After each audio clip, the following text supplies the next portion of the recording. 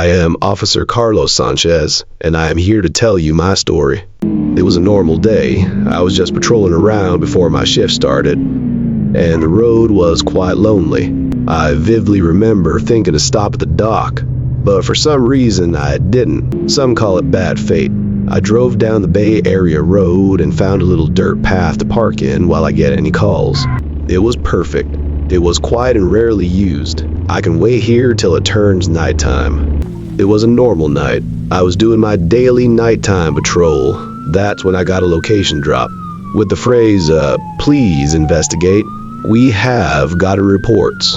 I vividly remember seeing the grammatical error. I was wondering why the error came through the police chief, who usually sent grammatically correct sentences.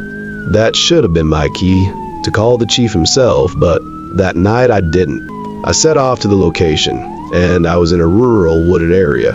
I was quickly lost, but I was still following the location. After a while, I saw a man clad in a black hoodie, just standing there.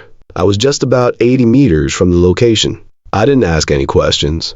I finally got some sense, and got out of the car, and started finding any signs of civilization. I pulled out my flashlight and shined it. That's when I realized the dirt path was twisted and winding. It would be confusing following it back, so I tried asking for help, and then I got an alert. I was right on top of the marker. I look around and flash my light. That's when I saw it, a dead body hanging as if they had took their own life. It was too disturbing for me. I ran to my car. That's when I heard it. I hear the radio call incoming sound. I picked up, but it was static. That's when I saw him again, the hooded man. He was standing below the hill. I had the high ground. I asked him, "Who are you?" And he kept fiddling something in his pants. I came closer, that's when he took it out. A odd-looking remote control with 3 buttons, 1 red button, 1 green button, and 1 blue button. He pressed the blue button. My radio in the car and my police radio both made the incoming call sound. He pressed the red button and the radio cut to a high-pitched static. And then he pressed the green button and it resumed to the normal channels, and I heard the murmuring of voices and radio calls asking where Unit 17 was. That was me. They were looking for me, but then the location, the chief sent me here. Then a sinister grin appeared in the hooded man's face.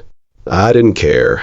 I was seeing red. I pulled out my firearm and yelled, "Bay Area Police, get on the ground." He did nothing. He fiddled the device and pressed a purple button on the side of the device, and my police radio on my collar turned on and blared this high-pitched loud sound.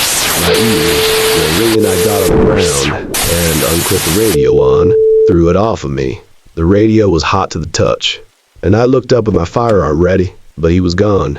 My radio slowly died down, and I never saw that man again. I didn't wait another second. I packed up everything and sped fast away, and didn't stop until I made it to a city. My car was damaged in the whole ordeal, but luckily she hadn't given up on me and saved my life that night. The hanging man was later identified as Richard Hartwell Smith, a local small-time shop owner. The cause of death was ruled out to be suicide, but one thing didn't make sense. His body was covered in small incisions and stab wounds. When I brought it up, my superiors said maybe it was an animal or something, clawing at a body. But I knew it was the hooded man, the man with a creepy smile prowling through the woods. The Bay Area smiling man, a killer on the loose.